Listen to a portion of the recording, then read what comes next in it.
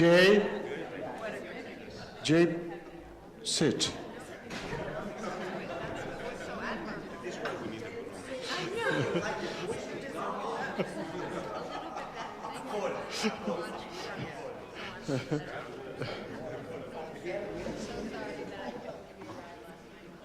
Will you please cease talking?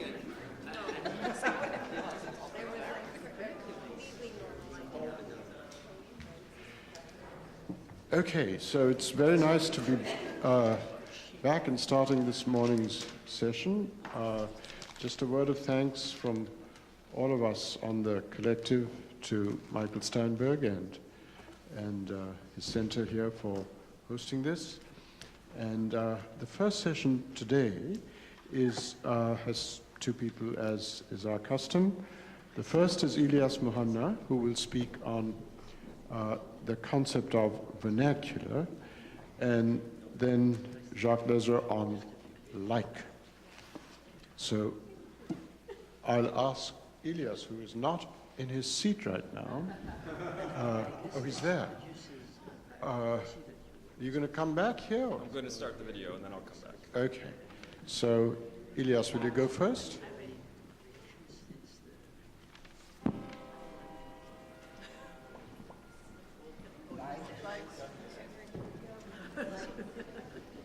Lights? We need lights? Yeah. Lights off, yeah.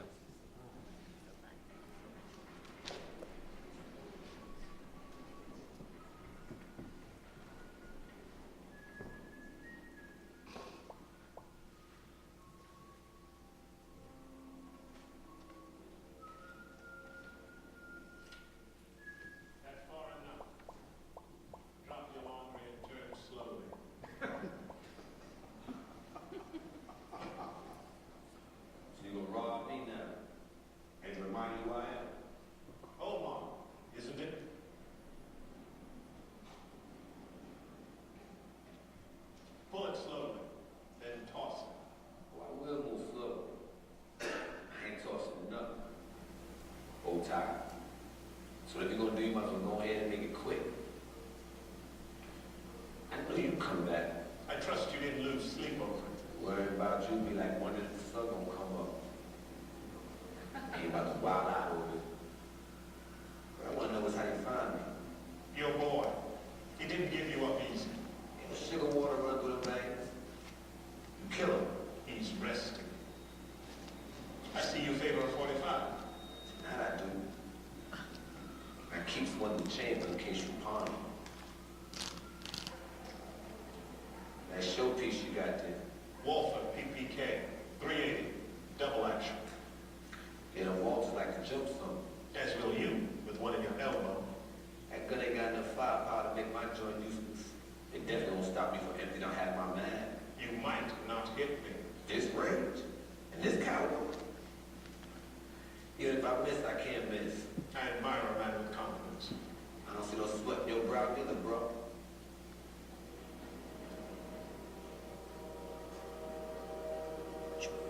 I suppose we could stand here all night. Suppose we could. I'll settle this once and forever.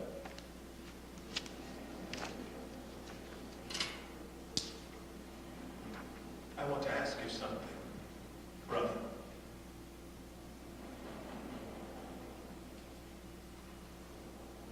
Oh, I'm listening.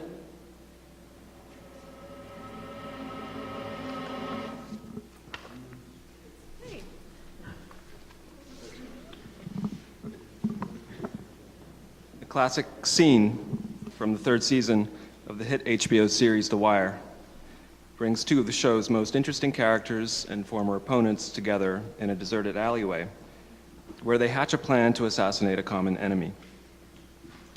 Both Omar Little and Brother Mouzone are notorious hitmen, but the similarities end there. Brother Mouzone is an out-of-town mercenary, a gun for hire. His background is shadowy. He has no apparent roots. His out-of-place quality is accentuated by his old-fashioned attire and bow tie. His political affiliations are decidedly 20th century, a fruit of Islam-style officer roaming the streets of 21st century Baltimore, reading The Nation and Harper's Magazine in his spare time. And then there's his accent, or lack of accent. Brother Mouzon speaks in a flat, featureless, cultivated, cosmopolitan register, a language unmarked by regional inflections. By contrast, Omar Little's speech is rooted in the Baltimore vernacular that the Wire's writer and creator David Simon was famously attentive to when filming the series. The show is, in many ways, about language, about cracking codes, about listening in on messages passed from ear to ear in jargons, argots, and slangs that differ from neighborhood to neighborhood, project to project, even tower to tower. In a large cast of loquacious characters, however, Omar stands out for perhaps the most idiosyncratic language of all, a vernacular so distinct and localized that it has only one native speaker, Omar himself.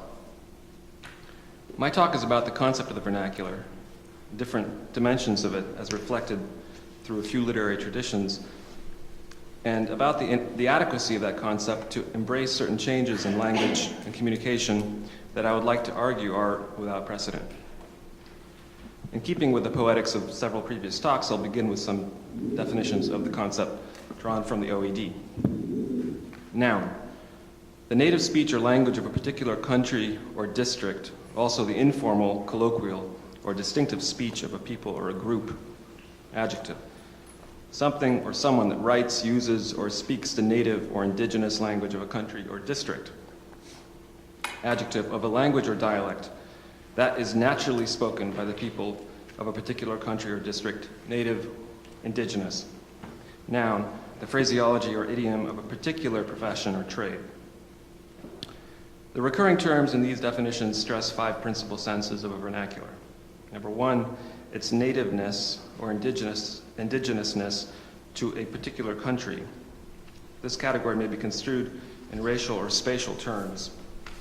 2, its naturalness, priority, or firstness, in other words, a first language, which is a kind of temporal category but also a psychological one. 3, its informality, a sociolinguistic or a political category. One thinks of the old definition of a dialect as a language without an army and a navy. 4, its distinctiveness or markedness as the idiosyncratic identifier of a particular group of people. And 5, finally, the notion that it is typically found in speech rather than writing. Many of these senses are captured by Dante's definition of the vernacular in his treatise De Vulgari Eloquentia. Quote, "I declare that vernacular language is that which we learn without any formal instruction, by imitating our nurses. There also exists another kind of language, at one removed from us, which the Romans call grammatica. The Greeks, and some, but not all, other peoples also have this secondary kind of language. Few, however, achieve complete fluency in it, since knowledge of its rules and theory can only be developed through dedication to a lengthy course of study. Of these 2 kinds of language, the more noble is the vernacular. First, because it was the language originally used by the human race. Second, because the whole world employs it, though with different pronunciations and using different words. And third, because it is natural to us, while the other is, in contrast, artificial. There is another definition of vernacular that I have not yet mentioned. Adjective: of a slave that is born on his master's estate, home-born. This last definition isolates the word's Latin etymology, vernaculus meaning domestic, native, indigenous, from the word verna, meaning a slave born within a household in ancient Rome, as opposed to a slave who was bought. So here we combine the ideas of community, belonging, naturalness, distinctiveness, and familial descent that are all implicit in the term vernacular. The etymology wonderfully conveys the genetic, the spatial, the racial, the temporal, and psychological dimensions of the concept. The verna is the slave who is home-born. He is born in his master's house, and sometimes he is even the child of the master. In other words, he may share the same father as the free children of the house, the same patris, and is thus a native or patriot of the same household, a countryman. In the Judeo-Christian tradition, the preeminent meditation on such problems of language and belonging is found in the book of Genesis. The confusion of languages and the physical dispersal of the nations after the erection of the Tower of Babel are figured both as the cleaving of the tongue as well as the cleaving of the self. Human innocence is shattered again. This is the first episode in biblical history after the Great Flood. And so the dispersal of Noah's progeny corresponds to the expulsion of Adam and Eve from the garden. It is a second fall. In the Islamic tradition, humankind's rebellion at Babel is castigated by the angels, to whom God responds by arguing that had they been in the same position, they would hardly have fared better. To prove his point, God allows two angels, Harut and Marut, to descend to earth to see how long they could last without engaging in all the sins that humans did. In the end, the two angels do succumb to all the vices of their mortal foes, including falling in love with a beautiful woman named Az-Zuhara and revealing God's ineffable name to her, thereby giving her the power to ascend to heaven. For this crime, God confined Harut and Marut to a pit in Babylon for all eternity, while Az-Zuhara was transformed into the planet Venus because she had not learned the secret word for descent from the two angels.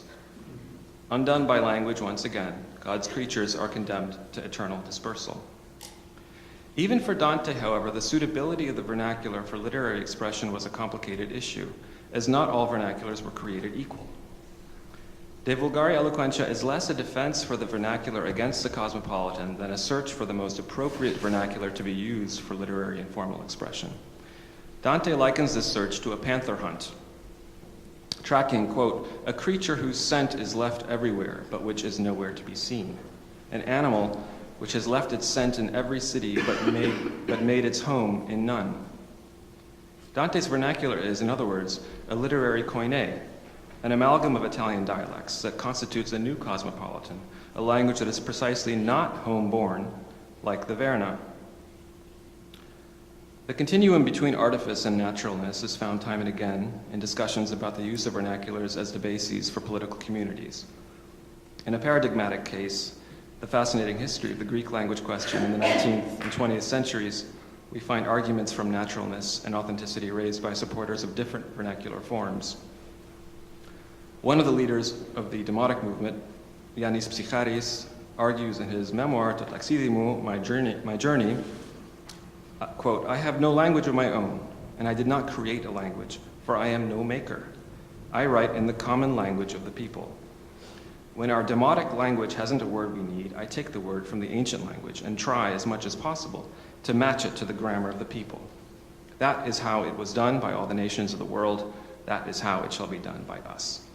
It seems to me that this is the first time in this book that the language of the people is written with a certain order and unity. Interestingly, Psycharis, like Adamantios Korais, the architect of Kathareusa, the written Greek language developed in the early 19th century, was a diaspora Greek. Psycharis was born in Odessa and grew up in Istanbul and moved to France, only came to Greece in his 30s. Korais was from Smyrna and spent his adult life in France as well. As Peter Makrich has argued, both Kathareusa and the Motiki were developed as written languages by members of the bourgeois elite. Although Demotic tended to be presented as being the language of the people, there was no mass movement in its favor, and even the official newspaper of the Greek Communist Party was not written entirely in Demotic until 1932.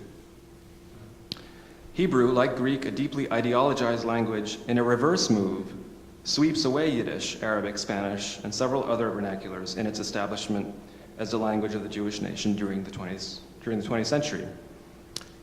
Yosef Haim Brenner, whose first language was Yiddish, was a champion of Hebrew and a bitter opponent of those critics who called for the use of Yiddish as a literary language because of its naturalness, its homeborn quality. In his critique of their arguments, however, he reveals a wonderful sensitivity to all that is lost in discarding Yiddish in favor of Hebrew. Quote, why? Why do all those souls, the creative spirits in every generation and of every nation, why do they have their mother tongue as the language of their literature, and we Hebrews have to continue the life of our literature within a language that's dead? We have lost a great deal, we Hebrews, a great deal.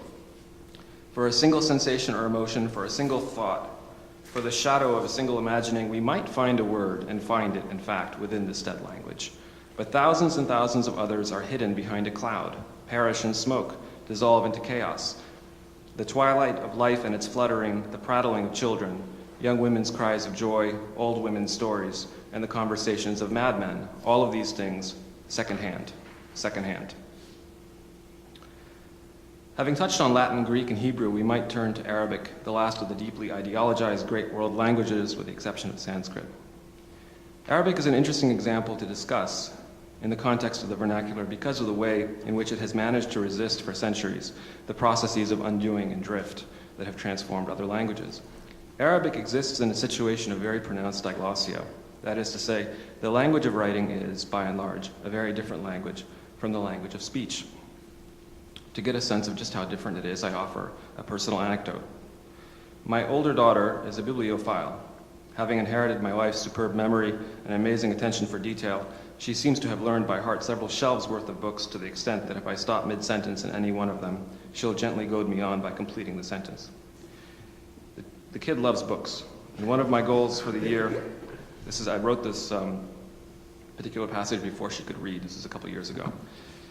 One of my goals for the year when I traveled to Beirut to be near my family when I was writing my dissertation was to introduce her to a whole new set written in Arabic. As I quickly discovered, however, the vast majority of children's books to be found in Beirut, one of the region's publishing capitals, is written in modern standard Arabic, the prestige dialect of the language used in virtually all kinds of writing, newspapers, books, magazines, TV news programs, etc., but not in everyday speech. Children's books are treated like all other literature and therefore written in the standard language, a fact which seemed, in my view, to militate against a child's developing a love for books. When I made this point to various bewildered booksellers in Beirut, the standard response was, "But if you read to them in Lebanese, how do you expect them to learn real Arabic?" The problem is that to a child's ear, modern standard Arabic sounds like what it is, a formal language that people don't use in everyday speech. It is a language that has to be learned in school, not like the mother tongue that kids grow up speaking. Trying to interest a child in a story where vocabulary items for many common everyday objects are entirely different and in which the language has an almost foreign feel to it is an uphill battle. Whereas Leila's English books instantly drew her into their world the way all great books do, with characters who spoke like her even as they taught her new phrases and expressions, the Arabic books I tried to read her failed to have the same effect. That is, until I began to translate them back into colloquial Lebanese from modern standard Arabic. Suddenly a light seemed to go on, and she was instantly interested in the plot and characters. I distinctly remember the first time that happened. I was reading her a book about a little girl's visit to the doctor's office, which of course was written in modern standard Arabic. Here's an attempt at an English equivalent. Forsooth didst the nayward damsel alight upon the threshold of the quacksalver's vestibule. A panic came upon her ere her mother didst coax her forward, dreading the prick of the misprized instrument. This act of translation struck me as revolutionary at the time, but I now feel that it was of a piece with many fundamental shifts taking place within the global speech community of Arabic, as the standard language has finally begun to succumb to various processes of vernacularization.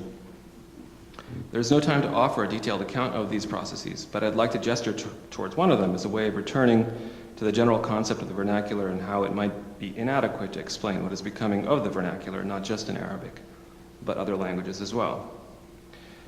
We are living today at a moment of exploding vernacularity, or at least a moment when the technologies of writing and transcription are making the sense of omnipresent vernacularity most vivid to us.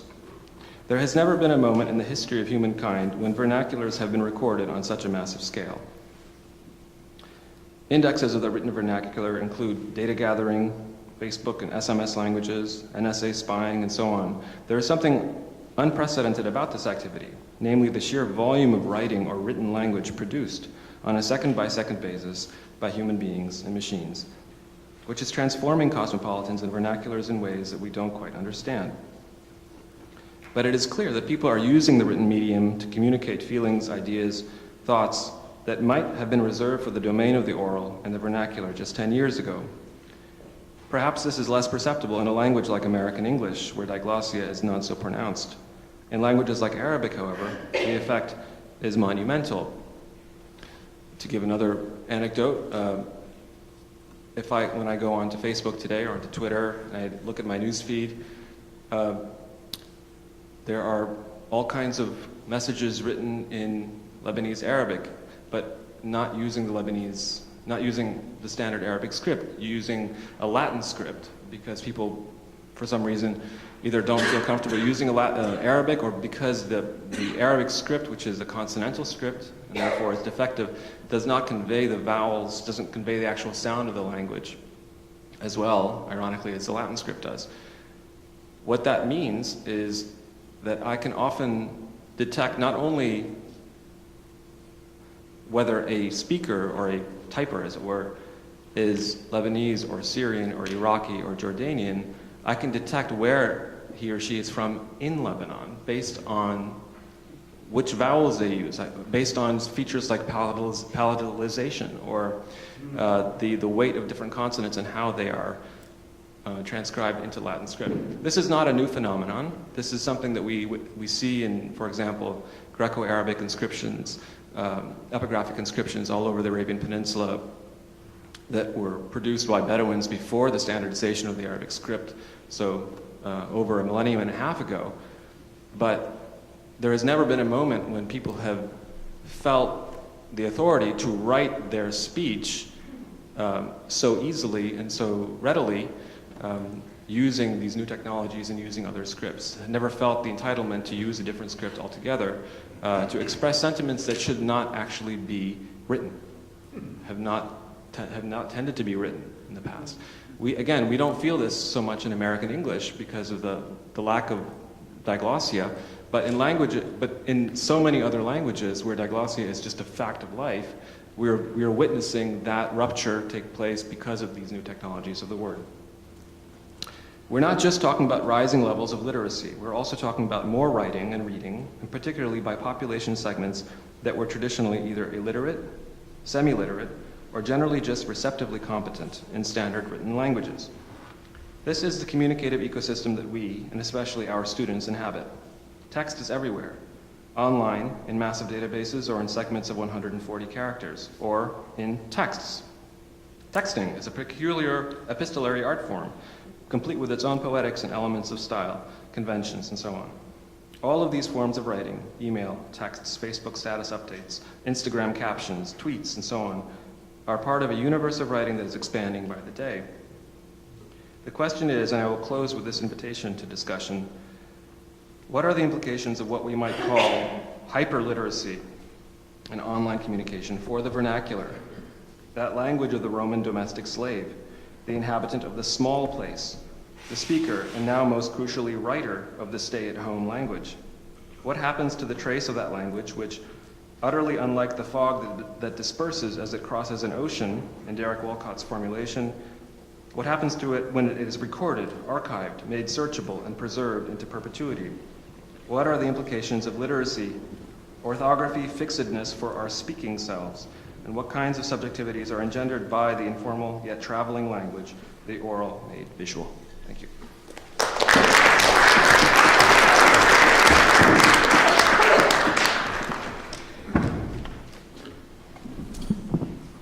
My concept, if it is a concept, and in what sense it's a concept, is the word like.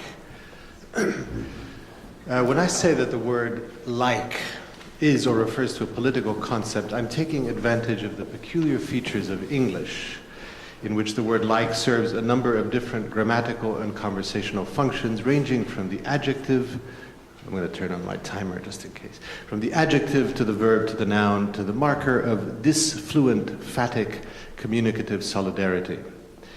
Allow me to provide you 5 of likes registers in order of increasing unlikeliness. What makes like a political concept flows from the peculiarly unsystematic way in which these different uses are organized in relation to one another. These uses are like one another in a way that shifts how we must think, not only about the field of politics, but about the concept as well. I'll close offering you an example of how this unsystematic organization of the likeness of the registers on which like operates is staged at the onset of European modernity in one of its greatest cultural icons. The historical claim I'll be making pertains to this nexus of cultural imagination and historical circumstance. This claim runs in 3 steps. First, the political, understood as a field of actions, identifications, desires, even of likes, organized around concepts and itself susceptible of conceptualization, defined and undertaken by individuals and groups that take their identity reflexively from these acts of definition and of understanding. This field has become a marker of modernity in thought and in administration. Second, on this description, concepts can be political and politics can be conceived on the basis of strictly modern notions of coherence and systematicity. Third, the limits and internal borders of these notions of coherence and systematicity may be approached systematically through the defective concept that the word like gathers together. I say that like is a political concept, and I intend in the first place something like this. When I mark off a class of actors who have some standing and some commonality, let's call them an economic class or a social class or an interest group, the basic unit of political association, I may then say that the members of that group resemble one another, that they are alike in this, that they belong to that class. Whatever differences I may want to note among them, this at least will be true, that they share a spectral resemblance to one another inasmuch as belonging to the class qualifies them in the same way, and that they are alike in that respect.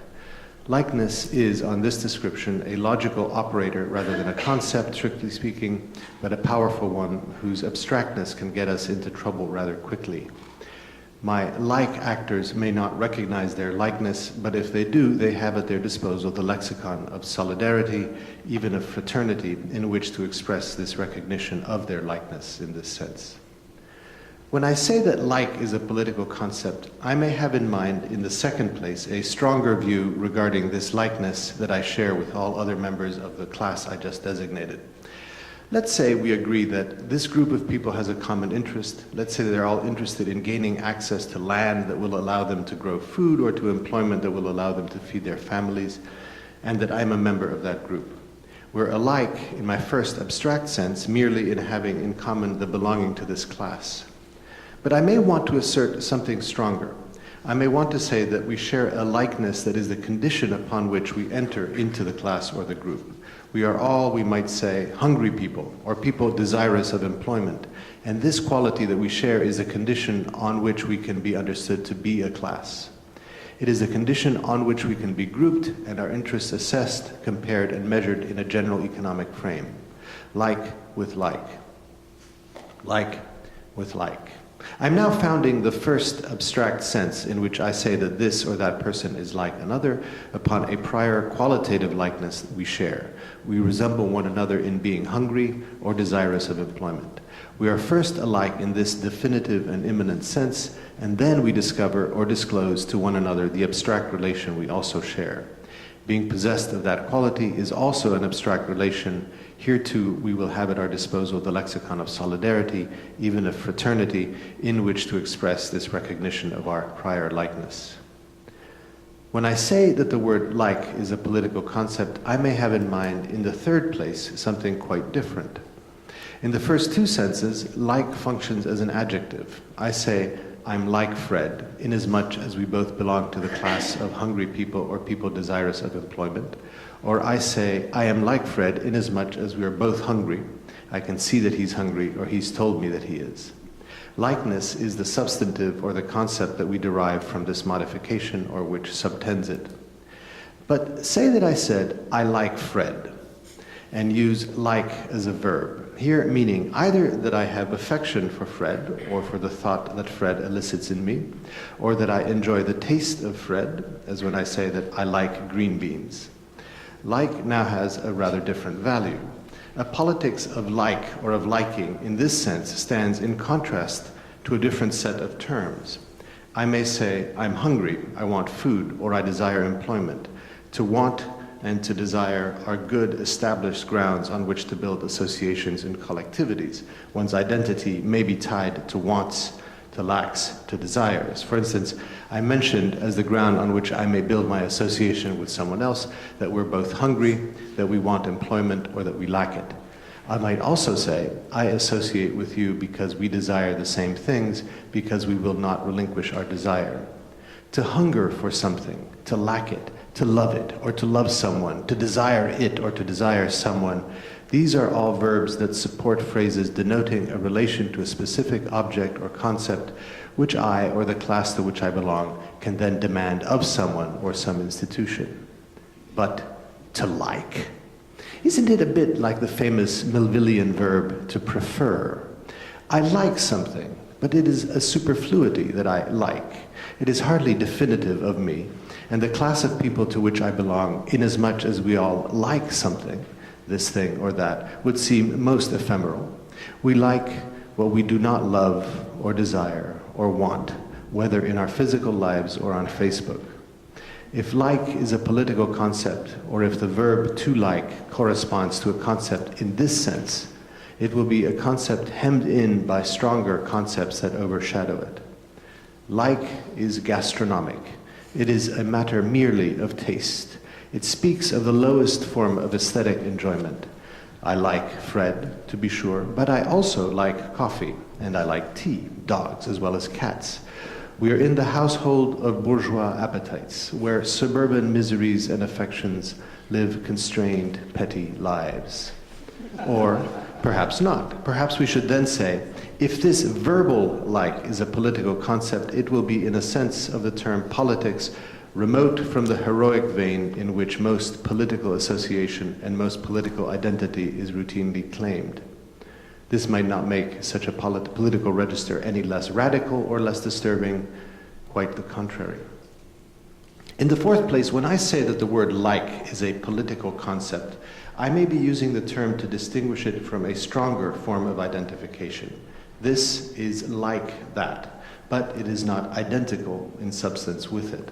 I'm like you in this respect, say, inasmuch as we're both hungry and that we demand together that our needs be met, but we're not the same. We may even be alike in liking Fred or in liking green beans. A simile will hold two terms in tremulous proximity, but the assertion of a metaphoric identity is never consummated. Achilles is like a lion in having a great mane of hair, in his valor, in his nobility. But the word like calls up immediately an aspectual distinction between Achilles and the lion. Achilles is like a lion in this respect and that, but not, for instance, in marching on four paws, or in allowing the female of the species to hunt for him, or in having a tail. The aspectual, it would be cool. The Iliad would be a much cooler text if Achilles had a tail. I'm just going to say that.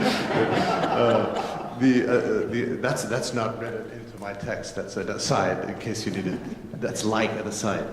The aspectual distinction that like holds forth, and which the identity proposition of a metaphor or of a name hides, need not be quite so trivial as this aesthetic Homeric example might imply.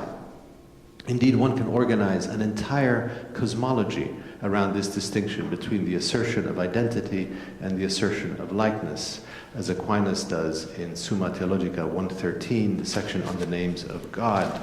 I've put on the sheet of paper for you the section from the Summa that I'm thinking about, in which Aquinas famously establishes that being, existence, is the universal ground of likeness that permits other substantial but equivocal likenesses to be established among or discerned in actually existing beings. This univocal universal ground produces its own likeness, the fact that existent beings exist because it is univocal. And in this sense, it is a likeness that precedes being like another substance. This is the very peculiar paradoxical structure that the Summa presents for us, that of a universal and univocal likeness without substance that is yet likened to. And I won't read you, because I'm fast getting out of time, I won't read you the whole section from the Summa. I hope you'll commend it to memory.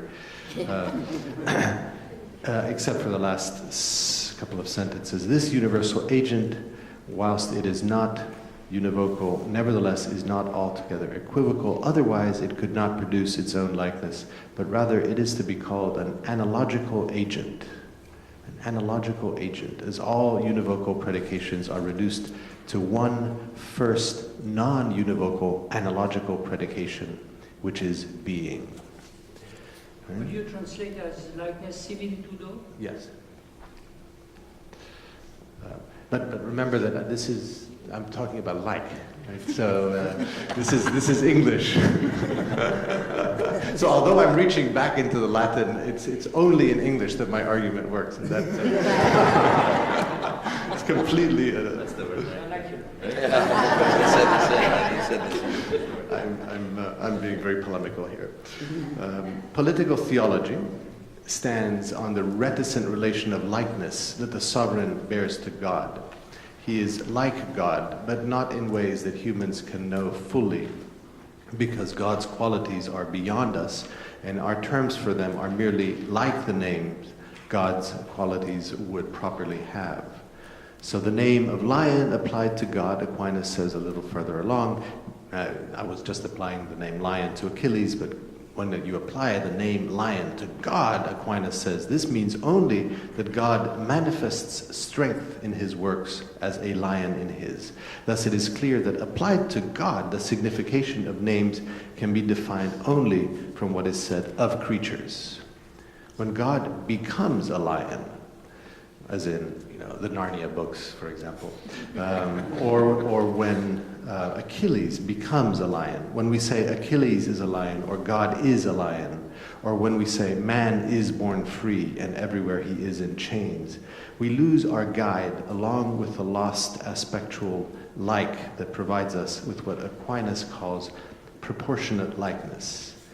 Now, when we must supply likeness where there is no like to indicate that we may do so, to indicate that we are licensed to do so, now, under the weight of identity, we are invited or required to provide not just the aspects under which the similarity of the terms Achilles and lion, or chain and fetter more broadly construed, might fall, but also the figure of an identity without a spectral qualification.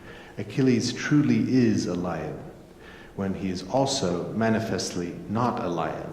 Man everywhere truly is in chains, when there are also and evidently men walking the streets freely, whose mind forged manacles we only imagine. But how? In what respect can something both be and not be something else? A different concept of identity is entailed than classically obtains in the logic of propositions, including propositions concerned with such ontico-political matters as citizenship or representativity or sovereignty.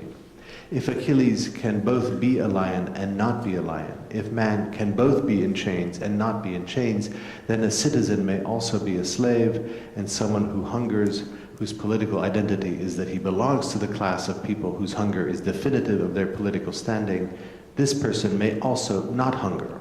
A sovereign may be other than a sovereign. A king may have two bodies. When identity propositions are haunted by the difference of mere likeness, like is not only a political concept, it gives us the privileged figure of theological political subordination to a single, ghostly, univocal predication that stands in sovereign silence over all else. The specter of likeness provides the privileged figure of modern political language, the simile, the figure of aspectual relation, which is to say of limited identification, of a contracted and limited identification with another or with a group. I'm like you, inasmuch as we hunger for the same things or desire in common this or that thing, but I differ from you as well, and when our goals are achieved or when they're shown to be unachievable, my elective association with you reaches its term and we part ways, and I find myself liking or allied with another for now in this or that context and to one or another end. Finally, and in the fifth place, I'd like to take the opportunity to shift registers rudely and violently and take us to the fantastic and non-existent world of Southern California, where sociolinguists tell us that in the middle 1980s, the word like spectacularly assumed a latent colloquial sense dating to the late 18th century as a filler or meaningless interjection or expletive, this is the OED now, sometimes used parenthetically to qualify a preceding statement. This demotic like triumphs across like the whole United States on the shoulders of mass cultural representations of Southern Californian life. Sociolinguists from the 1990s forward distinguish between so-called focuser like and quotative like. This is a real profession. People study this stuff. They make this distinction, though we can presume that the characteristic usages they designate precede the distinction substantially. I got to the station, I say to you. I wanted to get on the train to Providence, and there were crowds of people coming to the political concepts conference, like blocking my way to the train, Here, my like is intended to focus your attention on the important word in the otherwise cluttered phrase. I was blocked from getting on the train. I was blocked from getting on the train. I can imagine focusing your attention in a different spot in the same phrase. I wanted to get on the train to Providence, and there were crowds of people coming to the political conference, blocking my way to the train, Here it is the extreme unlikeliness that there would be crowds of people clamoring to attend our conference that I'm stressing. Or I might say, and then this morning, Akil Bilgrami is welcome to our conference. This, of course, is an example of quotative like. Neither of these is, strictly speaking, or at any rate, not in the derogatory sense intended by the editors of the OED, a meaningless statement, as they both do work, even important work, in the sentences I've invented for you. What is more important, indeed, is the hieratic vehemence with which meaning is denied to the expression of this like. I won't entertain you with further poor imitations of Valley Girls speak. It's not my purpose to project onto the long history of like's uses the specific ghost of phatic filler or speech disfluency that the Valley Girls like allegorically represents in my little story.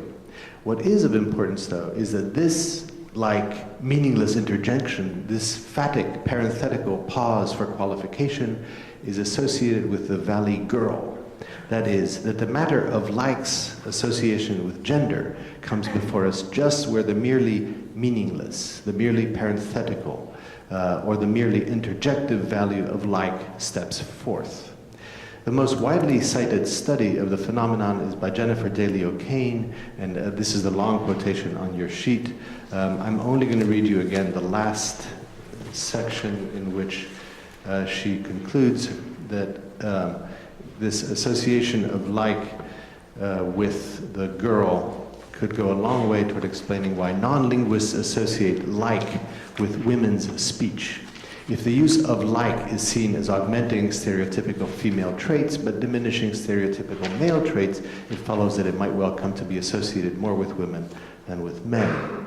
Daly O'Kane's claims do not concern any intrinsically feminine qualities that this or that word or part of speech might exhibit. Her argument does not require us to imagine that young women are or are not likely to use a word or a part of speech more often than their adolescent male counterparts for any particular reason. Her conclusions bear instead on the association between the meaningless interjective use of like and the so-called solidarity traits that many Western cultures associate with women.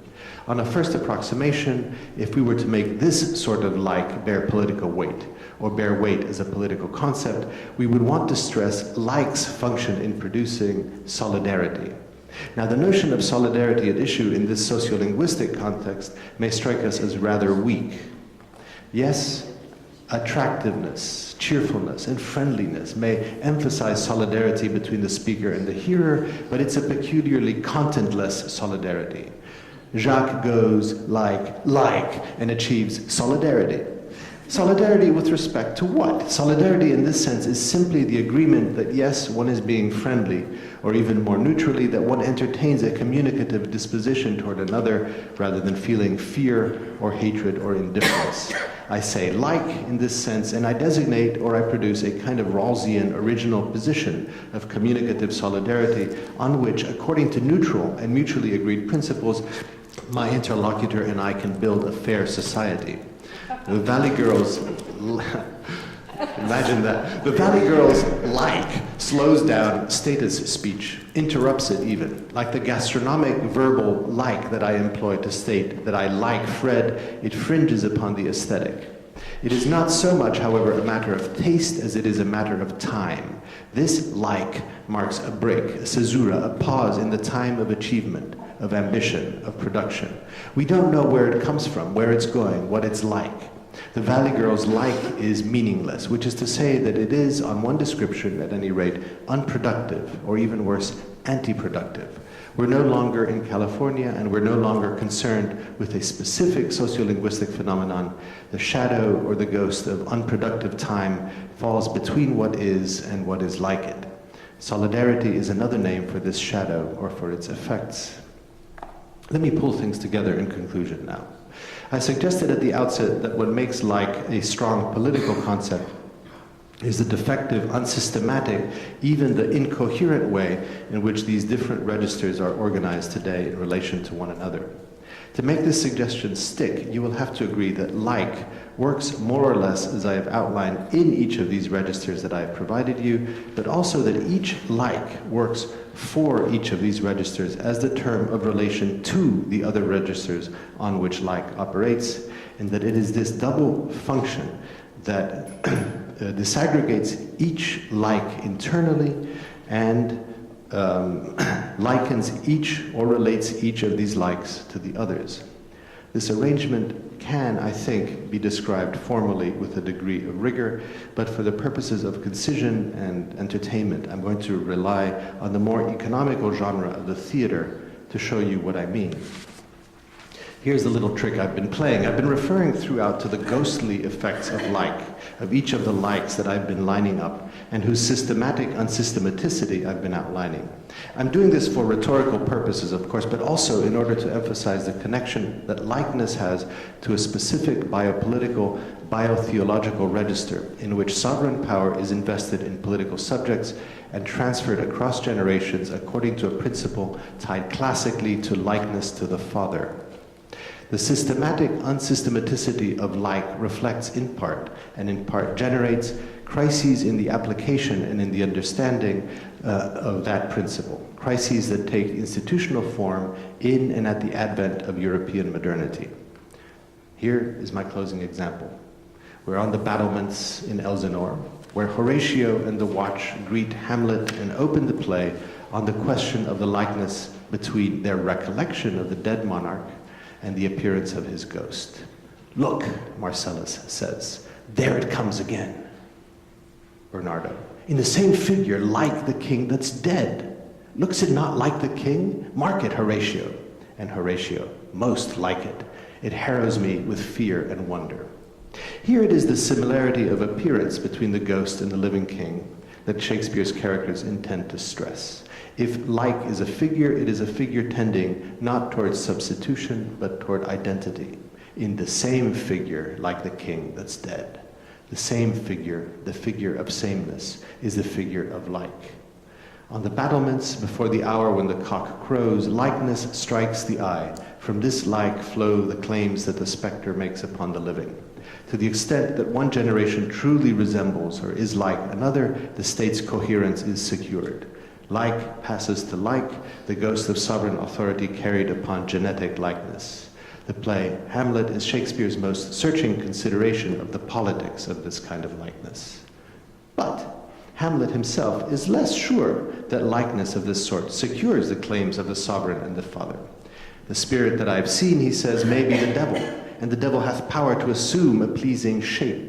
He famously dithers. He offers a conception of man that takes up the matter of likeness and finds it unsatisfactory and lacking in delight. What a piece of work is a man," he exclaims. "How noble in reason, how infinite in faculty, in form, and moving, how express and admirable. In action, how like an angel. In apprehension, how like a god. The beauty of the world, the paragon of animals. How like an angel, how like a god." That Hamlet then goes on to stress man's disanalogy to both gods and angels, and his dislike for man in general, and woman too, as he says, tells us how far he has moved from the battlements at the play's opening, but also from the Thomist stress on the univocity of being, the universal ground on which substantial equivocal analogies stand. Finally, the grounds the play provides for his decision to seek revenge are not clear. The likeness of the ghost to his father alone is shown to be insufficient. But this qualification is already true on the battlements, where Shakespeare ties the incoherence of the concept of likeness both to doubts concerning the transmission of legitimate sovereign power and to the overdetermination of his medium. The lines that I'm remembering are on your sheet. Horatio is addressing Hamlet, explaining what he and the watch have seen in past nights, and I'm going to allow myself to read you this whole speech. 2 nights together had these gentlemen, Marcellus and Bernardo, on their watch in the dead, vast and middle of the night been thus encountered. A figure like your father, armed at point exactly, cap à pied, appears before them, and with solemn march goes slow and stately by them.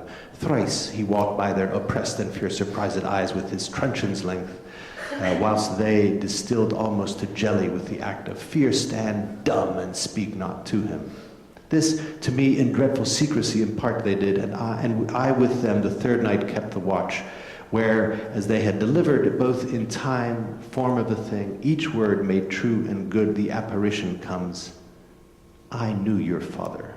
These hands are not more like. I knew your father. These hands are not more like. We know what Horatio must mean.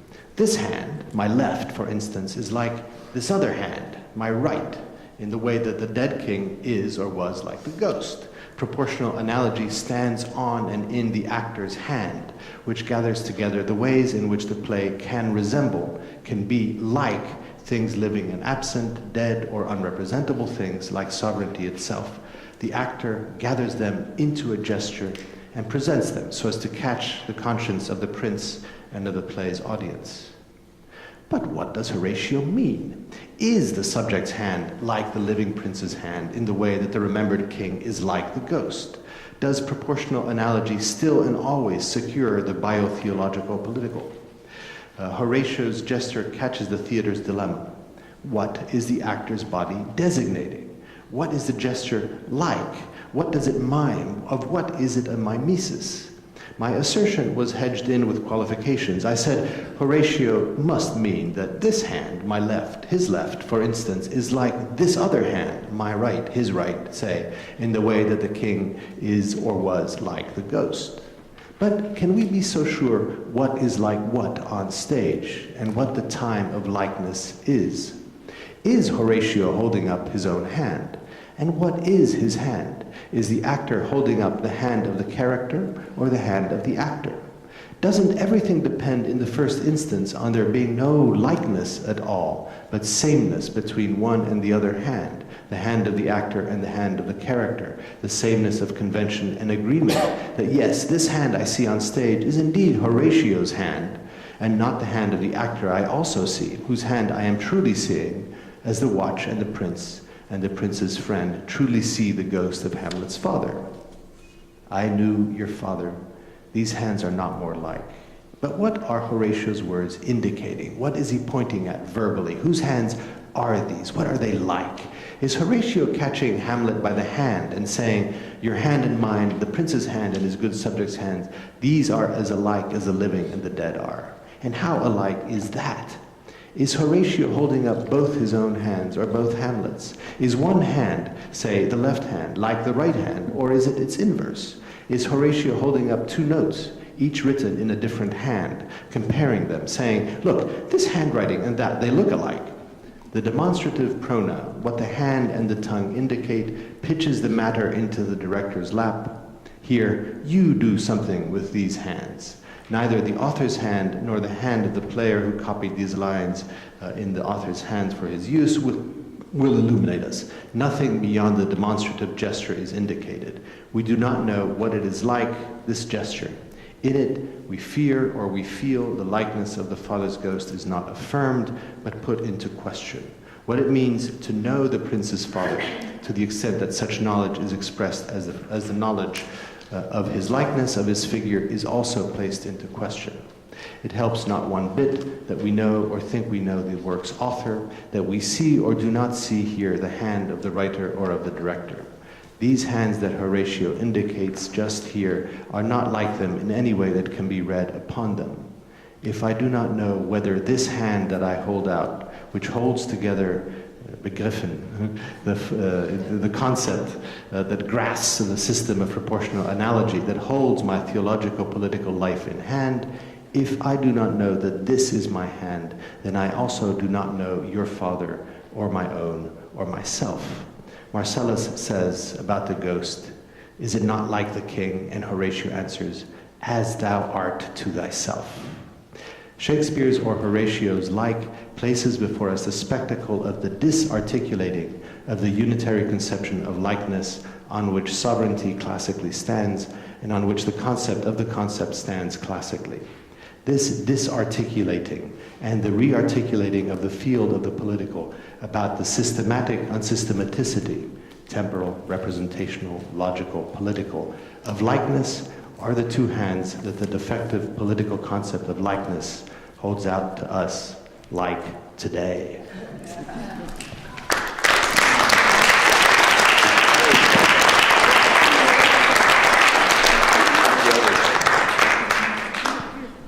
Thank you, Elias and Jacques, for such interesting papers. So we've got like 40 minutes discussion, so let's start. The collective has made a procedural policy, and we're going to take questions from the stateless first, and then move to the table. And we're not going to have a discussion unless a question comes from... It's really a statist position. Forced upon. Yeah. Yeah, I mean, right. Yes? So I wonder if you could say more, Jacques, about why the concept of the concept turns on likeness.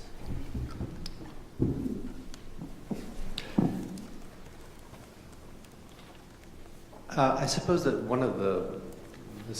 I'm partly riffing off of Kevin and Adi's papers yesterday. Part of the classic definition of the concept concerns that what one first grips has a kind of coherence, which is then the subject of reflection in the second moment when one is gripping it, and then becomes useful as an instrument or as something that I can use in communication or in constructing a system in a third kind of grip. The first moment where I can say that I'm grabbing onto something, and that thing that I'm grabbing onto has the substantial solidity of a group of terms or ideas or notions that are definitive of the concept. That's where the notion of likeness, I think, is classically embedded in the notion of the concept. So the concept is those things which resemble one another in being graspable by my hand when I'm searching for a definition of the good or the true, the sovereign, or something like this. Well, that's what I first grasp. Those things whose likeness is that they are part of what I grasp when I think of the true or the good or something like this. So classically then you would have likeness as being definitive of all of the elements of the concept. If something is not like these things, then it falls outside of what I can grasp and gather together in my hand or my concept hand when I'm thinking about this. And so my argument is that this classic concept of the concept, which depends upon likeness, is disarticulated in the course of modernization, the course of modernity, and becomes something that is hemmed in on the outside by other concepts and internally divided because the old standard of internal likeness breaks apart when like is used in the many different varieties of ways that I was describing here, including that kind of meaningless or interruptive or phatic likeness, which inhabits the interior of the concept of like, but also the likeness of analogy rather than identification and the other forms of like that I was giving you. All of these tend to disaggregate the concept of likeness and thus the concept of the concept as well.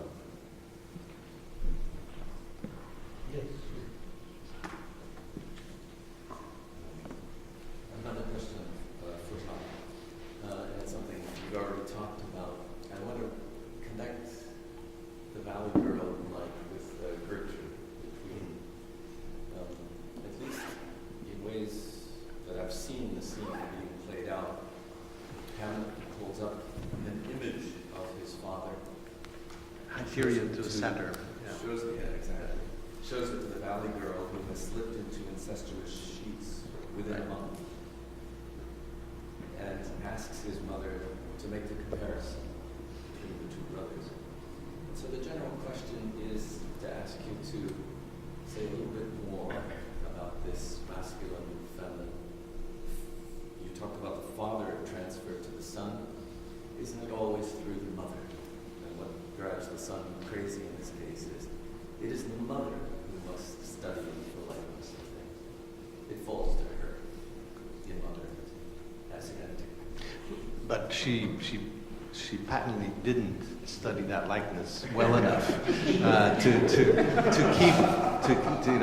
mean, if remember that fantastic moment actually at the beginning, Act 1, when Hamlet says to Horatio, they coldly furnished out the what is that line about the tush tush economy, right? So that they use the same funeral meats, the baked funeral meats like this. So she clearly hadn't studied the beauty and likeness of the father well enough to realize that she shouldn't go with this pale imitation or bad likeness of him who's her current husband.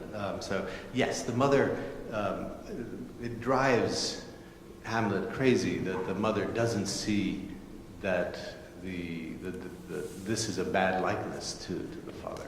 I think it also drives him crazy, at least, the Oedipal, all of the Oedipalizing versions of Hamlet that one sees on stage, including quite horrible ones, are intent on thinking about, well, what exactly is Hamlet doing in the position of the father with respect to Gertrude? In Olivier's version, he's really almost getting into her in some of the moments in the play. So, but I think classically the mother is simply the vehicle through which the likeness of father to son is transmitted. And any interruption of that circuit of likeness by, say, the mother falling in love with somebody else or having an affair with somebody else or producing a son who doesn't look like the father but looks a lot like the major domo, all of this is really troubling to particularly this. So what the Valley Girls does is, at least on this description, on the description that sociolinguistics gives us, is a solidarity building pause in productivity, in the transmission of likeness from father to son, that's associated with the daughter or with the Valley Girl, and which produces solidarity in a bizarre and fascinating way, not by producing or by staging the likeness of the father to the son, but by putting a kind of pause into it. So it's, in this case, it's a threatening unproductivity that's associated with the girl rather than with what the mother should be, which is simply the absence of time in the relation between the father and the son. That's what the mother should be. The mother should simply be the non-hiatus between the father and the son, but the Valley Girl says, no, slow it down. Let's slow it down there. With this entrance of unproductive time. Again, I'm not associating this in any intrinsic way with one gender or another, simply with the function ascribed to Valley Girl speech in sociolinguistics and descriptively. Can I just quickly impact that? It was the taint not thy mind command of the ghost that I was thinking. The sole command that the ghost gives to the son is taint not thy mind with thoughts against thy mother. The entire play is. Yes, that's right. Well, he also says, remember me. But that's also, that may not be the same command, remember me. Okay. Thank you. Sorry. I just wanted to ask Arius if can we consider ourselves now louder? Can we, this is not a serious question. It Now I'm embarrassed. Can we consider ourselves in a feminist moment since we are now turning to the maternal tongue of the vernacular?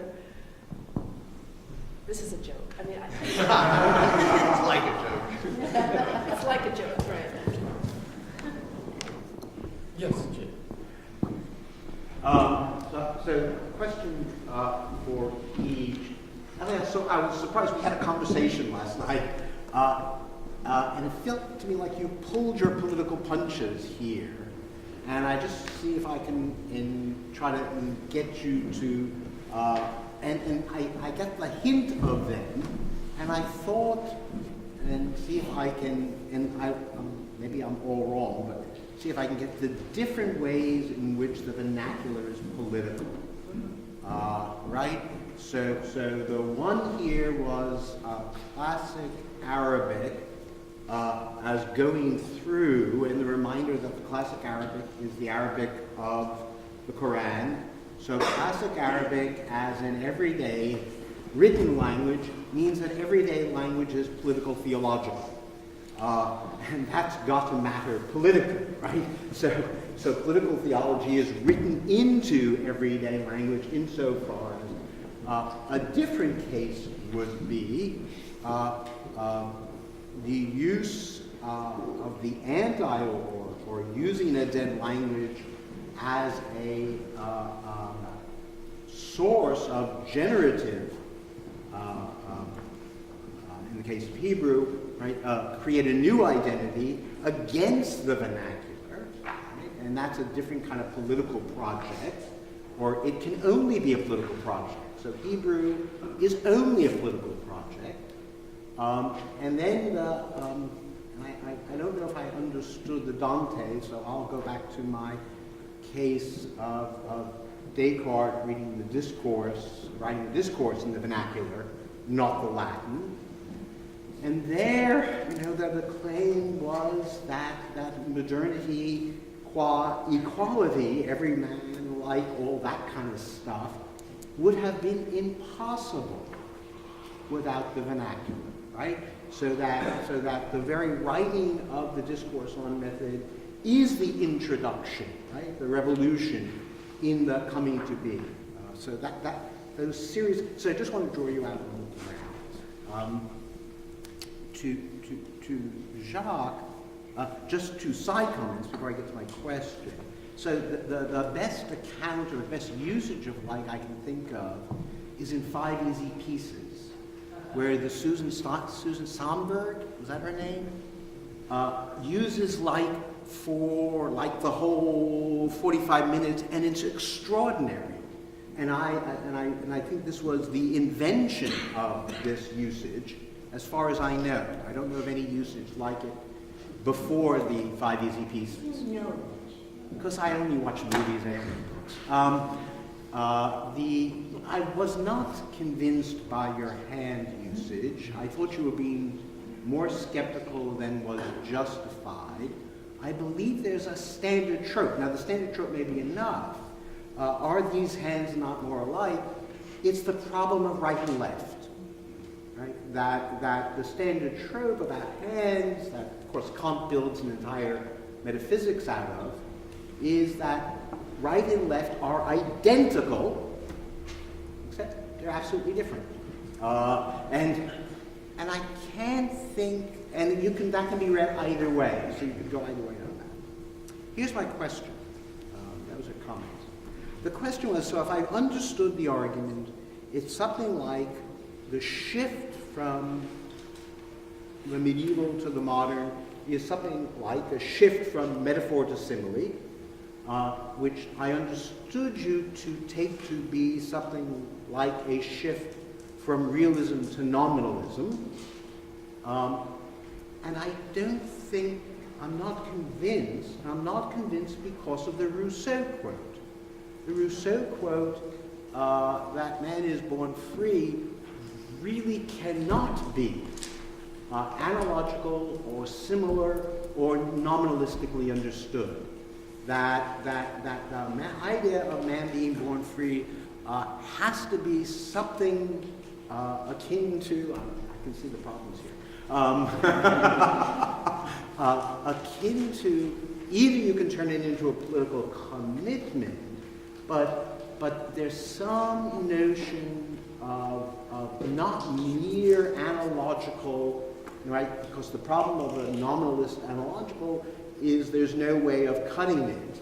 And Rousseau really meant to cut it with, man is born free and everywhere and trained. That is, there's some sort of moral substantive involved, right?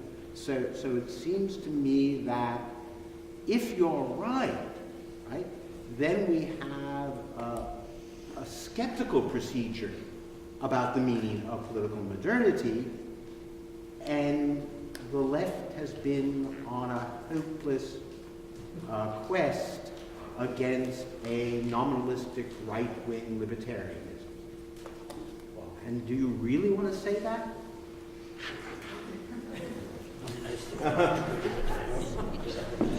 I don't think he does, but I think that's the commitment to the paper. Another way of putting it is that the performative function of language is not addressed through the nominative, the single. That's another way of reading what Jay is talking about. That there is, because with the Rousseau's citation has a performative function that is left out in all these tropes that you are enumerating. I'll be quick because I think you'll need some time to answer that one. I don't think that the theological is as relevant, Jay, but I do think, I mean, obviously the political is hugely significant in the Arabic case, and it's significant crudely because without the cosmopolitan, without the classical Arabic or its modern descendant, what you have in the Middle East are basically different languages. You don't have different dialects. Right. You have language clusters or language families, essentially, that were they to become cosmopolitan languages would result in a kind of fracturing of political unity that has already is actually illusory anyway. So, and that has typically been the way that the debate has proceeded in the Arabic context. It's not proceeded on theological grounds, mainly because many of the champions of modern standard Arabic as a cosmopolitan have been secularists. So they have promoted it as a political unifier, as a language of pan-Arabism. And if you lose that, then what you have is regionalism, basically. You have Egypt firstism, Lebanon firstism, Maghribism, basically. So, and I was asking, is that possible? I was asking about the tension between cosmopolitan and the classical origin. Is what possible exactly? Can Arabic be classified but used in that cosmopolitan way without dragging, right? So there's a tension between the secular and that. Right? I thought was the point of my question. Can classical Arabic be used in this political way without dragging the theological in? Yes. You're saying. I think it can be, because I think that the people who the champions of it are the ones who tend to be least interested in questions of theology, and then I'm not persuaded by the idea that by using a language we are necessarily caught in an etymology's spell, in the kind of in all of the echoes that it has in the theological realm.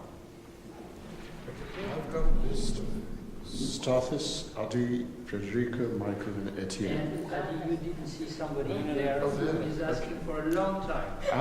All right, I'm sorry. It's just the angle I didn't attend. So why don't you go first, and then we'll go to Stathis. Okay. So I was jumping on to the two comments that were directed at Jacques, actually, because what I really liked that you ended with theater, and I was hoping that you were going to end with theater. And it's precisely because I think it doesn't do a performative cutting. And so I think what was really lovely about the way that you dealt with likeness is the way in which theater allows you to hold a paradox. Theater allows you to hold a paradox of this is my hand, and this is also Horatio's hand. The king is long, like this, going back to Joseph Roach's work. Long live the king is dead. And how you actually need both of those things to be operative in order for the concept, for example, to work, right? So, and the other part of that, I really liked that you came to that through the seeming meaninglessness, or kind of idleness of the valley girl like, because I think theater tends to be treated as a space where it's merely like, it's not actually.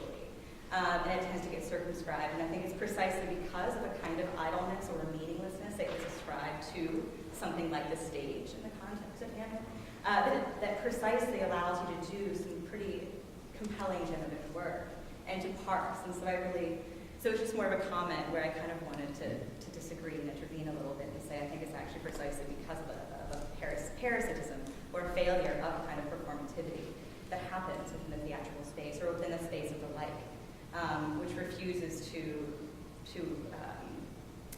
fix or to ascribe beingness. I think that that's actually essential to what theater allows you to do and what like and likeness and meaninglessness allows you to do.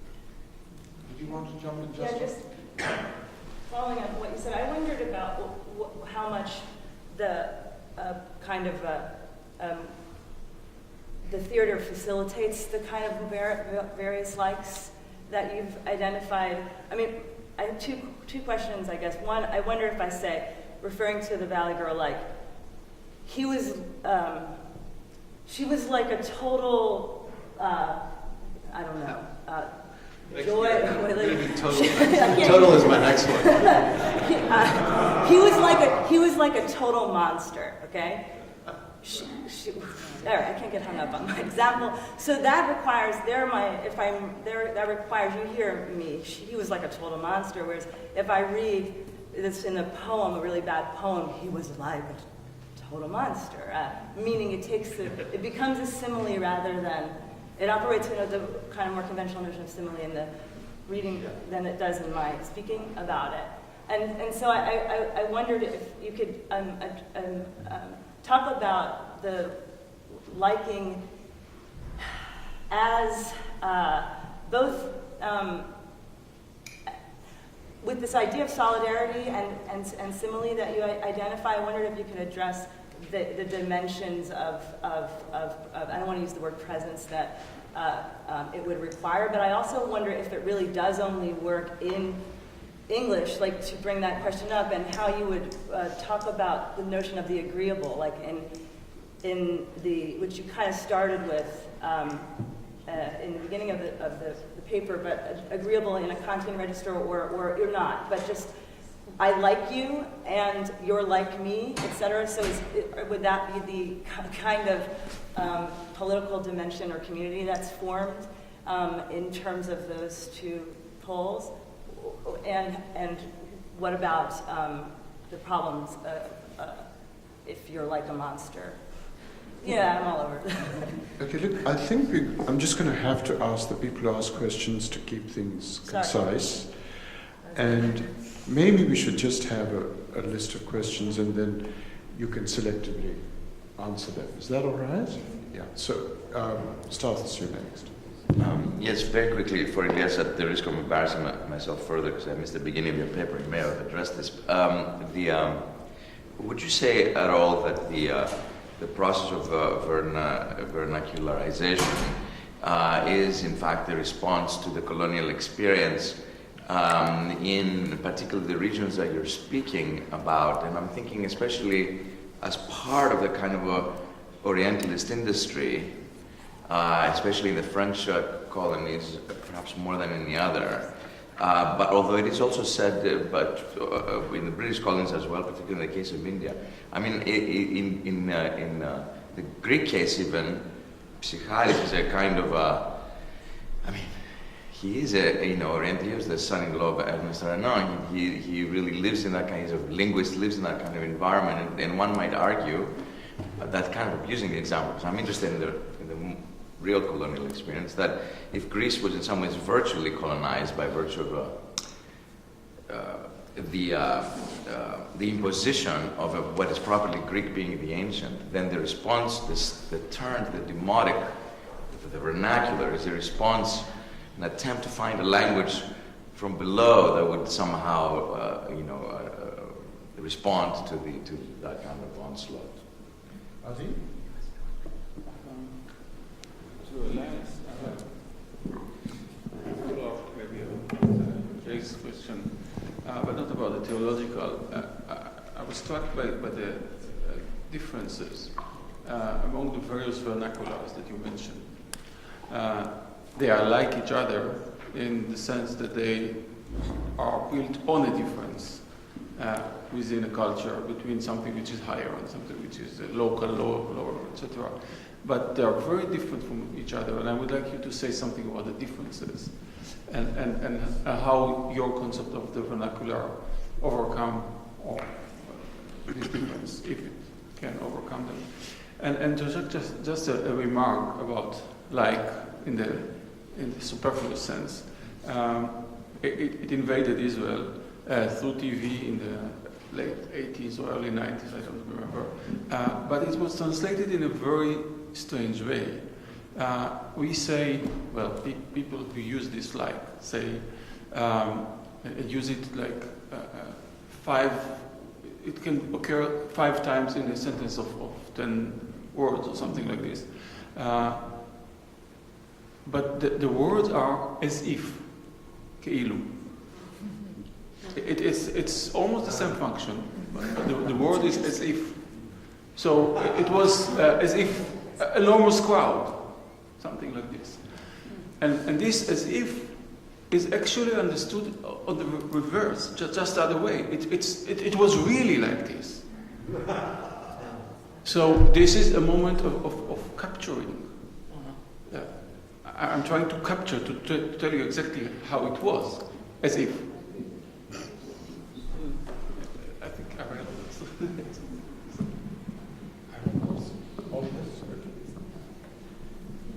I would like also to add a question or a comment and a question to Elias, but just to add something to what Adi said, I think that you are completely right that it was the as if, but in the 80s it was as if like. It was kazeh keilu. It became in a pair, as if like, etc. The like was abandoned because we didn't dare to play adapt to the American, to the English anymore. I think at a certain point. Elias, I would like to ask to make one comment and then to ask a question in relation to when I think about the Hebrew and the Hebrew as a political project. It was the unification of a language, but actually it's a language that was created through and with vernaculars. We cannot speak about one Hebrew. So this was just a comment, but I was really taken by what you said about those specific vernacular that are created today through and with the help of technology. But you said that you can you can identify or distinguish between when they are using the Latin transcript, you can distinguish if it comes from this area or that area.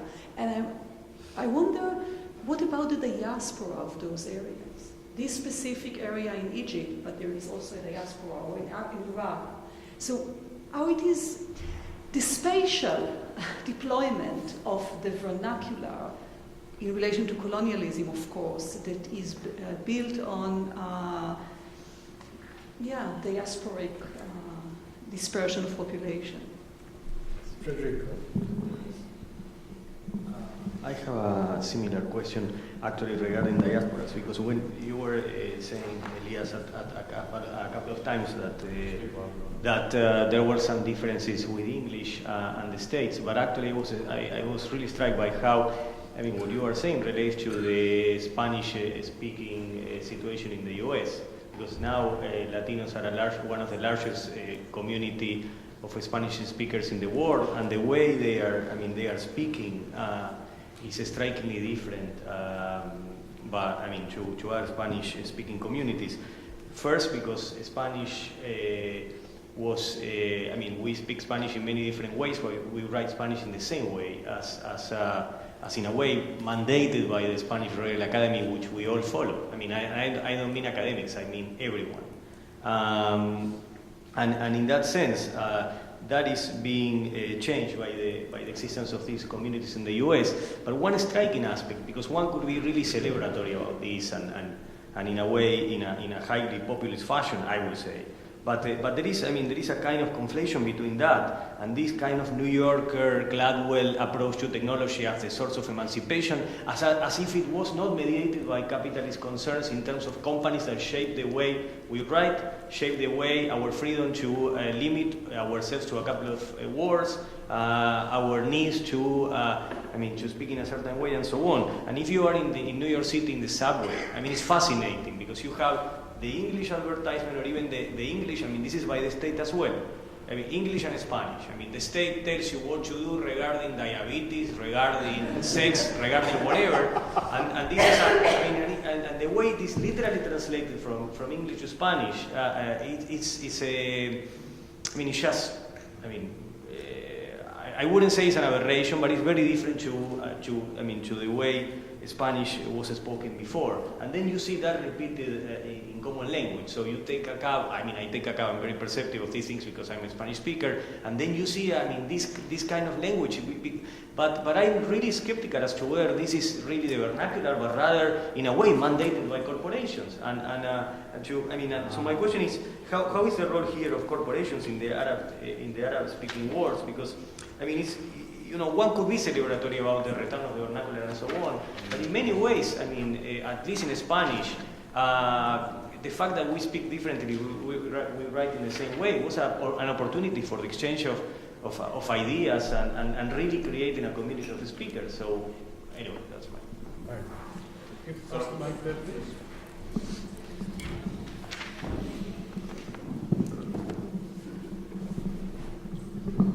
These are two comments through which I'd like to introduce music into this conversation.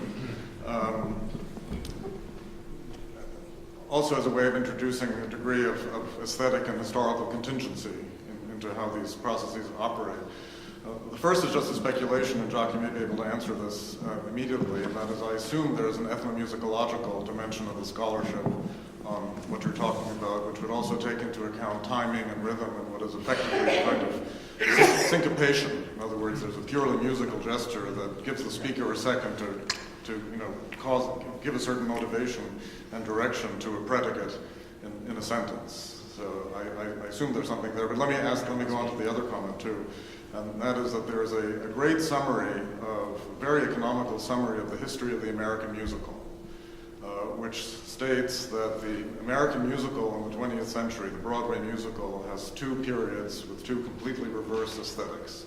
In the first period, you speak until emotion overcomes you at the point where you have to sing.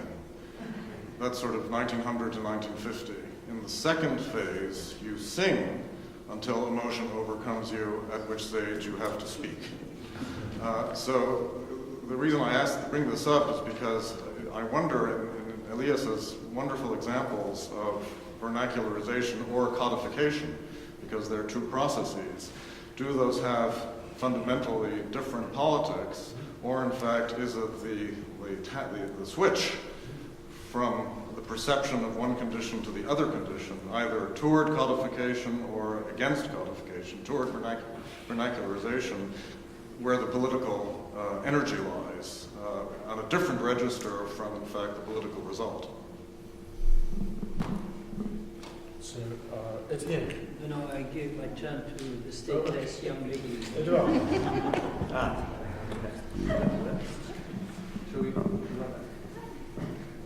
Well, I want to thank both of you for your talks. I really thought they were great.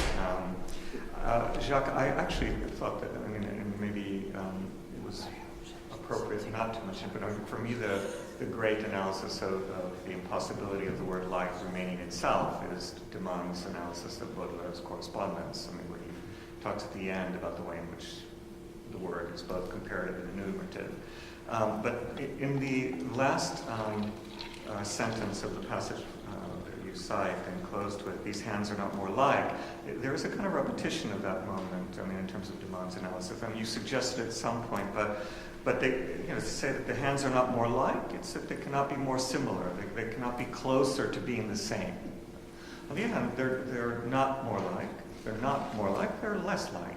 So the hands are both like and not like at the same time. And I think that if you think of hands as a figure for transmission, which they always are, they're always a figure for what is about to be handed down, handed over. So it's about legacy, inheritance, etc., which of course is perfect for the context of which you were talking about this.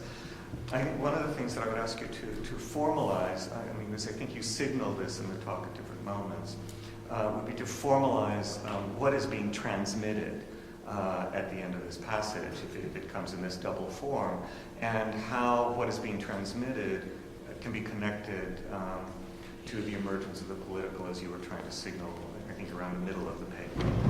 And then just as a quick addendum to Jay's comment about 5 easy pieces, which I think is earlier, the really great analysis of Valley Girl speech and of its possible transformation is Alicia Silverstein's Clueless, which is really a fantastic. I always think that is an imitation of I. No. You don't think? Now we have to have a conference.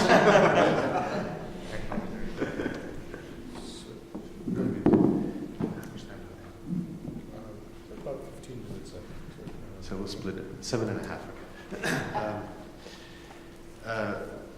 Thank you. These are all wonderful comments and questions, and thank you for the comment regarding the theater as well. I'm going to just pick out a few things about the different questions. I wanted to be clear because in shortening this paper, I took out some of these kind of apologetic markers that would have clarified this. I want to clarify it now, is that I am not a believer in the radical break between medieval and modernity sort of thing. I'm not making anything remotely like a Schmittian argument. It doesn't interest me at all. It interests me that there is that story being told, and that one way of telling the story could indeed be as a movement from identity to analogy, along the lines that I was casting it here. That interests me quite a bit. The Rousseau quotation, which, if I were making a historical argument of that sort, I would want to come back to, has two ises in it. Right? One is that presumably one way of telling the story would be that the first is man is born free, is an is of identity. It's an assertion. Man is born free. Everywhere man is born free. This is just the condition of being man. And the other one is a statement concerning historical circumstance. But we find that man is everywhere in chains. Not literal chains, mind-forged manacles, Blakean chains, like chains, like this. And the difference between the two parts of the sentence, the being born free, which is a statement of identity, and the second one, in which you find yourself in chains, would then be, in small, a version of a passage from a natural state to a socialized state, a passage from a hypothetical antiquity in which freedom was the general condition to a more modern one. In other words, it would have a historical component built into just the structure of the sentence and those two contrasting likes or ises there. I'm not making that argument, and part of the reason I'm not making the argument is that I think that in that very sentence, but also in any conceptualization of, this is a horrendously broad stroke, but any conceptualization of the emergence of modernity, the backward reading of analogy or of the structure onto the previous moment blurs and conditions that previous moment, so that the is in man is born free is always inhabited parasitically by the is of that he's in chains. And this is where the skeptical point in the argument might come in. I don't think that we can disentangle the is of identity from the is of likeness anymore. And because we can't, we throw up our hands in some way. So what I was thinking regarding the hands was really of the essays on certainty, the Wittgenstein and Moore there, where the premise concerns the certainty that one can have about what is at hand in the most concrete sort of way, and where the practical question of building up sort of discursive communities in which the substantial question of whether we can be certain about whether we have a hand or don't have a hand is addressed, but also bracketed. We say, well, it's not a question that we can entertain in a way, this one. So I had that in mind as part of where the latter part of the essay was going, where all of these hands came in. And the degree of skepticism, I think, that I was trying to lead us to was to assert that when, even in the situation when we are trying to bracket the question of whether we do or do not have hands, That what I'm trying to say is that if we are sufficiently skeptical about that, we have to be absolutely skeptical about whether we have hands or not, because even when I'm holding up my hand like this, it's not just my hand that I'm holding up, it's my exemplary hand that I'm holding up. It has more than one function, and you don't even know whether I have, whether I'm holding it up as an example or as a hand. And because of that, then we have to be able to assert a kind of bracketed likeness between the hand that I hold up as an example and the actual anatomical organ that I'm holding up. And that bracketed likeness is a condition of modern politics.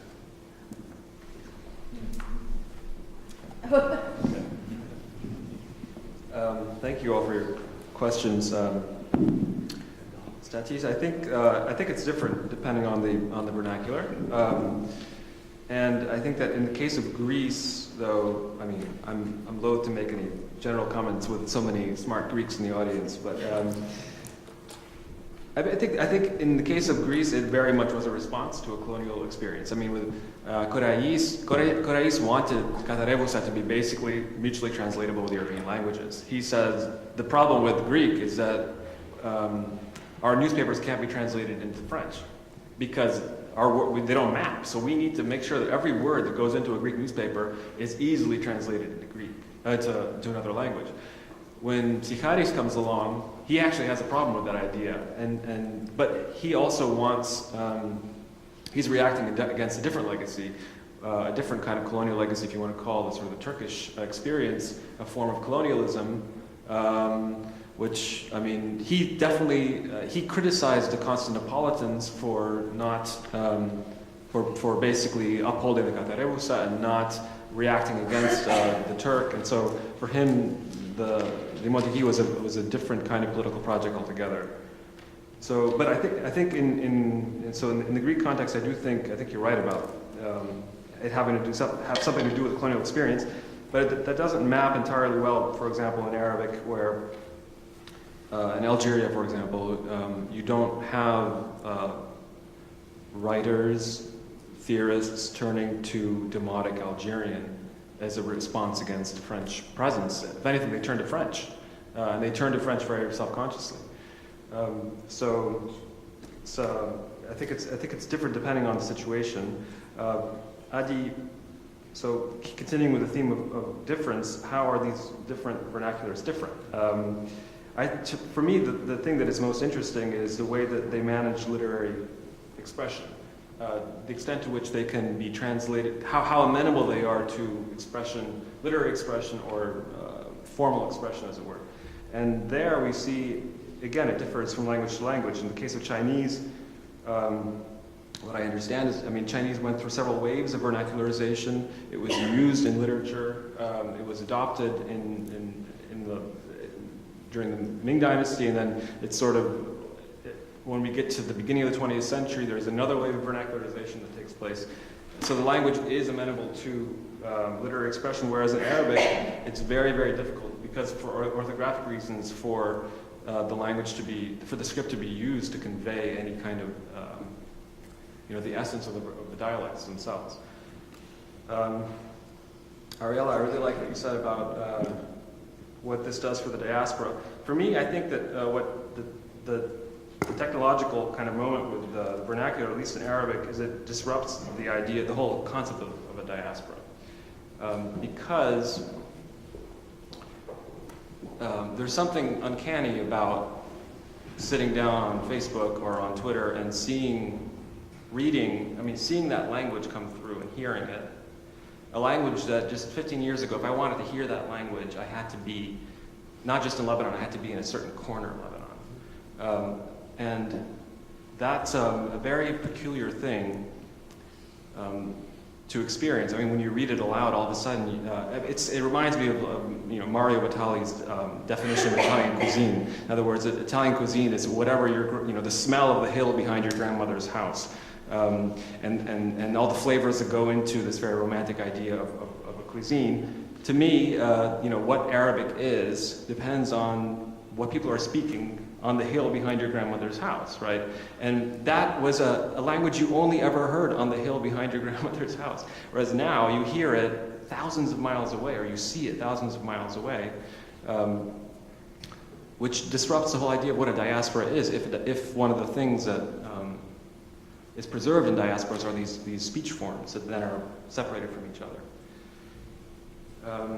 Federico, I agree with you. And the Royal Academy of Spanish apparently just made news by admitting the word Spanglish into the language, which was a big move.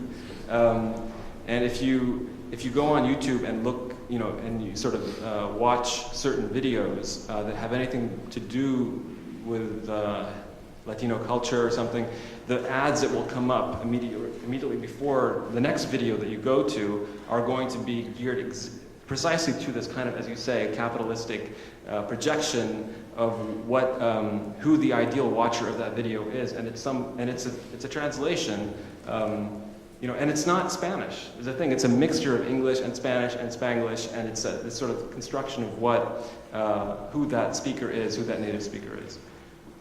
So I agree with you, Michael. I love the musical metaphor. I'm not sure quite how to respond. Are you suggesting that we're entering a kind of Sondheimian moment in the development of the? So what exactly? If you could just clarify how your metaphor relates to this issue of the vernacular. It's the question of whether the move from a vernacular to a codification, from a codification to a vernacular, is in fact potentially a parallel political move rather than an opposite. Well, I think that maybe codification is not if it's a vernacular to a cosmopolitan versus because codification takes place in both situations. So in a way, codification is the necessary step between the move from a vernacular to a cosmopolitan, from a free-flowing language that is not fixed in dictionaries and curricula into a language that can be then deployed by a state or by a movement or by some kind of formation, some kind of a community. So yes, in that sense, they are parallel moves because they depend on that central transition phase of codification. Can I just, on this last thing, just ask a question? One of the things that didn't come up in your discussion is not just a natural language vernacular, Elias, but a conceptual vernacular. That is to say, quite apart from linguistic expressions, might it be that, let's take the NGO and the United Nations vocabulary, conceptual vocabulary of rights. Now, Wendy Brown has written this really powerful critique of all this. But I'm wondering how much of that critique could be addressed, not answered, but addressed by pointing out that there might be in conceptual vocabularies in the South, say, in countries of the South where there aren't these codifications of rights and so on, there might just be conceptual equivalents or likenesses to the substance of rights, but they're not in the conceptual vocabulary of rights. They are in a conceptual vernacular. And that's what we need to appeal to. NGOs are completely deaf to this conceptual vernacular, as certainly as the United Nations, but there might be something over and above natural language vernacular which we need to introduce, which is a conceptual vernacular. Well, that's just a thought.